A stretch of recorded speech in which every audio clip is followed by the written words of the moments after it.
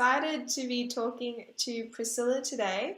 Today, we're going to talk about something that you can do for your cafe in order to bring you closer to the community, in order to do something great for your cafe, everyone as a whole, as well as a really great marketing strategy, because this is something that allows you to gather some positive chat about your cafe, often can lead to a bit of PR for you, and just a really nice movement overall. And we were really inspired by what Priscilla did over at Jabiru Nunda last year and continued to do after the first successful run of it. And yeah, we're going to have a look at what Priscilla did and how she accomplished that. Hi guys, how are you? I'm sure you have plenty, well, I'm hoping you don't have too much time on your hands, but we've come up with a great idea to keep everyone busy and to give back to the community at the same time. Like Mariah just said, I did it quite successfully last year through the lockdown.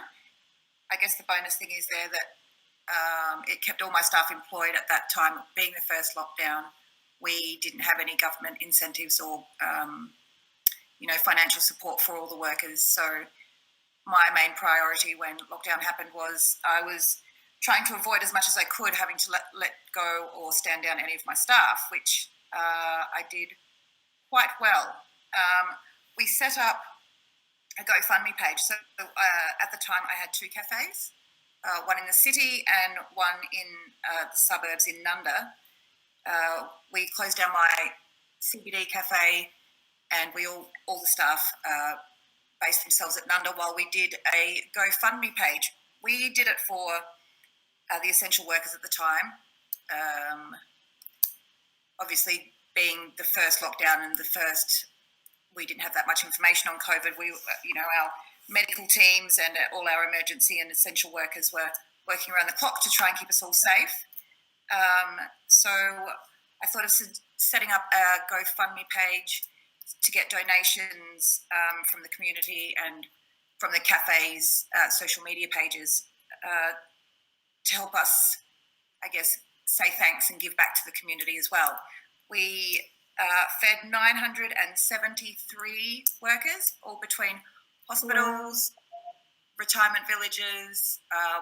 We ended up doing some schools as well, and we did at the time the testing clinics as well, so all the respiratory clinics that were still open, doing all the tests at the time. It kept us all busy and gave us great exposure. Having that community spirit definitely kept people's, I guess, positive minds happening still, instead of just being stuck at home and having no one to talk to if that was the instance. But I think we are suggesting this time a much better way to do it now that there is a bit of, I guess, a bit more essential workers are getting that support and everything. We thought we would target the more or less fortunate, the ones that are stuck at home by themselves and not able to access any sort of funds if they've lost their jobs, if they got stuck at home with a lot of kids and they don't want to hit the supermarkets. We thought we would target those people to deliver food to. So it's quite easy to set up a GoFundMe page. You just have to get the marketing right, which is where Mariah is going to be able to assist you more. I got a lot of help last year doing it, and I think that's just the main thing. Everyone's stuck at home, so they're relying on, they're sitting on their phones, on Facebook, on Instagram, looking at through Google and everything else. So you just need to try and get your name out there and create that extra exposure to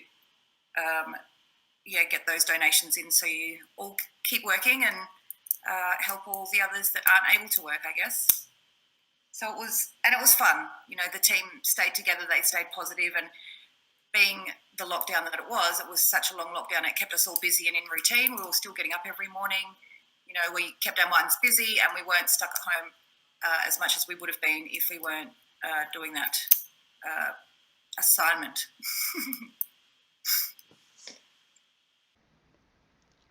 So this is how you start a GoFundMe campaign. So once you are on their homepage, you have to click this button or this button right here to start a GoFundMe campaign. Once you click the button, and you are now prompted to create or sign up for a GoFundMe account. And you do have to take note that the name you enter when creating your account is the name that will be displayed on the fundraiser page. So once you have that, click next. And then you have to keep your account safe, or you have to verify your account. So click Australia and then click text message or voice call, whatever you prefer. And then it's asking you who are you raising the funds for. So you either have to click charity or yourself, so for the cafes. You can see here you can type in your postcode. It will be asking you your location, of course. If you can't see it on the list, then you can type it in.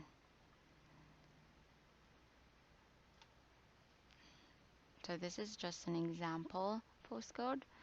And then you can select or search the name of the charity that you want the funds to be directed to. So in this case, we're just a sample. We're donating it to a response fund. And then you have to set your fundraising goal.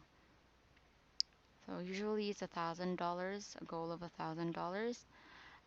And then GoFundMe will directly send these donations to the charity that you have chosen. So you don't have to worry about withdrawing the money or showing an ID. You can then add a cover photo or a video or a YouTube link. So let's just choose this picture, this image for this case. So once you're good with your photo, click next. And then of course you have to um, put in your title and then your story, explain the costs, you know, and then confirm or click complete the fundraiser. In this case, it will be directly sent to the charity. So in case that you want it to be sent to you directly, then just click yourself and then click your postcode. So you can either enter the suburb and then choose from the list, or if you really can't find it, then just directly type in your postcode. So then you have to choose a category. In this case, we can either do volunteer and service or we can do community and neighbors, since we're doing it for the community. So click next. And then you still have to set a fundraising goal. In this case, though, you have to take note of these documents so that you can withdraw the money. And then add a photo. It would be best if it's high quality. Let's just use this photo for this time. You can either do or link a YouTube video that you've done up.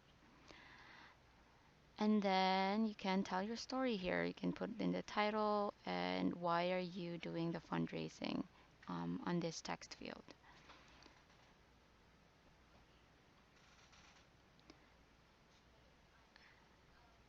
Here are some notes that you can see on how to do or how to tell your story. And then after, you can click preview mode, and then you can see it as how it would be when it's already public and live. So when you click share, you will be given a link, and then once people click the link, then this is how GoFundMe would show it. So once you're done, you can click complete fundraiser. Alright, so then your fundraiser is ready, and then you can start getting donations. So GoFundMe will remind you on how to set up your account so that you can withdraw the money once your first donation comes in. So the fundraiser link is there, and then you can copy it and share it to your Facebook page or your social media.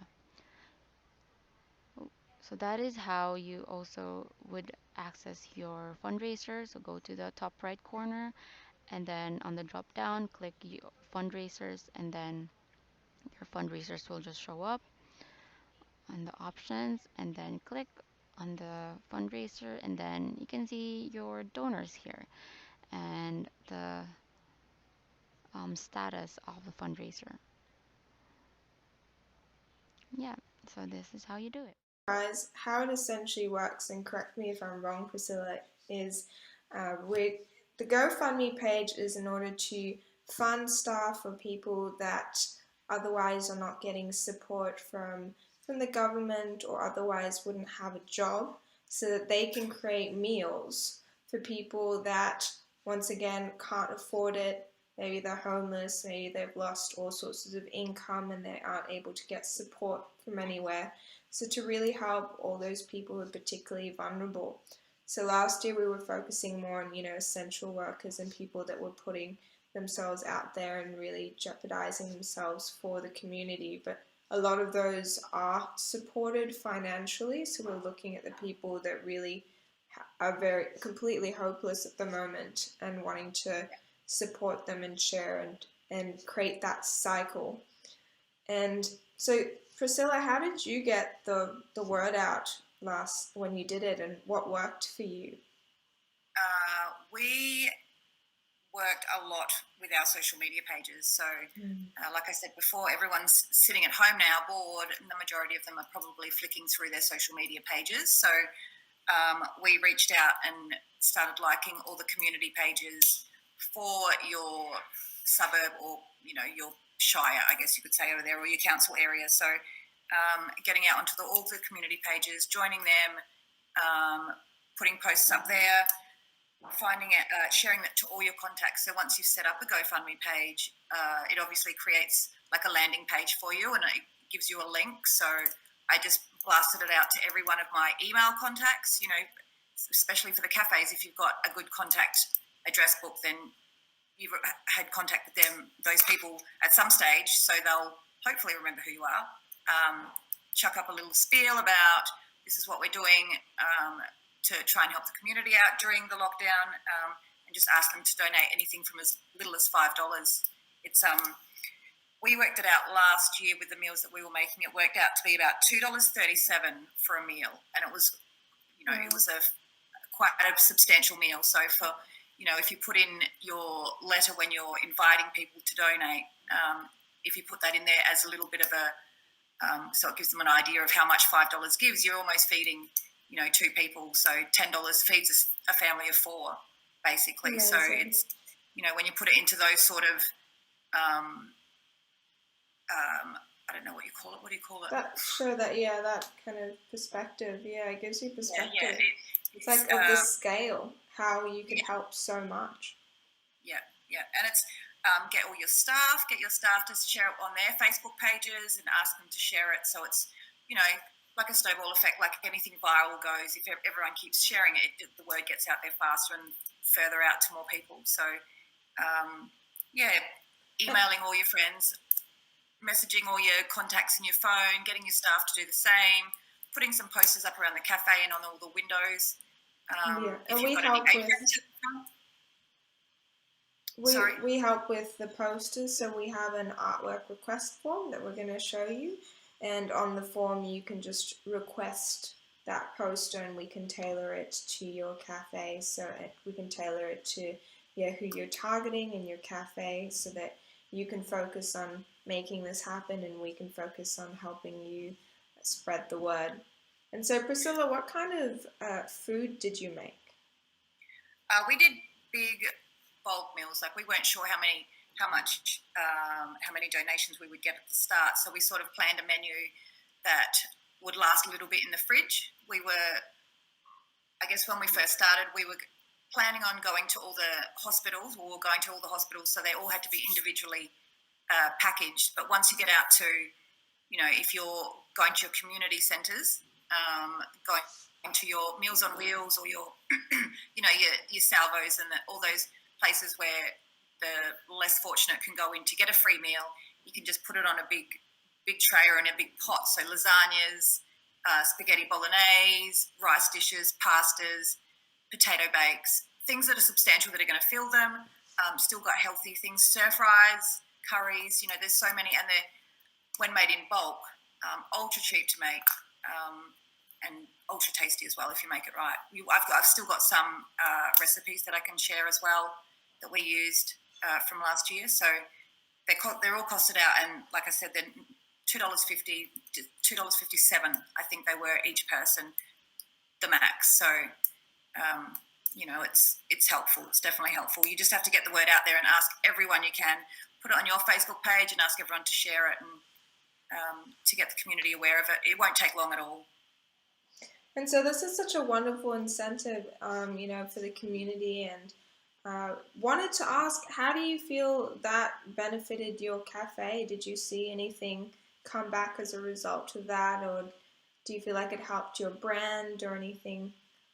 It definitely did in Nunda. We was only 3 months. We were only open for 3 months before COVID lockdown, so we were still trying to build a reputation and trying to get our brand out there. But Nunda being the suburb it is very community minded, and there's lots of retirement villages and schools in the suburbs. So retirement villages at that stage were one of the high risk places. They all closed down quite fast, and it was the community spirit just left. Like it was really sad to see once everyone was, after they stockpiled at the supermarket and everything. It was just crazy how empty the streets were, and everybody's persona, even when they were coming in for a takeaway coffee, it was just definitely a different sort of environment to be in. So after, when we all came out of lockdown, we had so many people coming past, even if they weren't coming for coffee, they were just coming in to say thank you. And there was some of the retirement villages have their residents in there. They've been in Nunda for over 50, 60s. I think I met one that was in the suburb for 70 years. So, she was quite attached to the suburb, and to see that we were doing that sort of thing for the community and trying to keep the spirits up was really good. We had, I guess, another thing that we sort of branched off on after the GoFundMe page was, after I saw the retirement villages, and obviously we couldn't see the residents as such, but I had a quick sneak peek through one of the glass doors when I was delivering all the food to the workers. I saw two elderly ladies in there, and they looked really sad and depressed and lonely. So after feeding the school workers, the teachers, we set up a pen pal network between the retirement villages and the schools. So the students were writing to the elderly, so they were keeping them in contact and keeping them company. So after lockdown, I had a big morning tea back at the cafe, so the elderly residents could meet the people, the little young kids that they were writing to for so many months. It was really cute. That is so sweet. And I think, we're sharing this with you as a great campaign that you guys can do for, marketing reasons, for PR, to bond the community. I think what's really beautiful is Priscilla obviously just did this out of, the kindness of her heart, and seeing everything that was happening at the time. And it's really beautiful to see when you do things with the best of intentions and really wanting to just help, how much joy you get out of it, and how much it bonds the community. Yeah. And do believe in in karma, right? It's like, do something good and it comes back around. It's not why you do it, but it ultimately always seems like that. So thank you so much. I guess the bonus thing as well, with the exposure, we were on every channel for the news when we first started doing it. We're in all the newspapers and stuff, so it creates that little bit more exposure where people further outside of the community do hear about you and get to know your brand as well. So that's another bonus side of things for your cafe in the future, that more people will hear about you, and once they hear that you're doing such a nice thing for the community, people will come in and say thanks. That's so lovely. Thank you so much for sharing, Priscilla. And we will include the recipes and anything else that we can to help with the campaign, and we'll also send out a summary email. Awesome. Bye. Bye. Stay safe.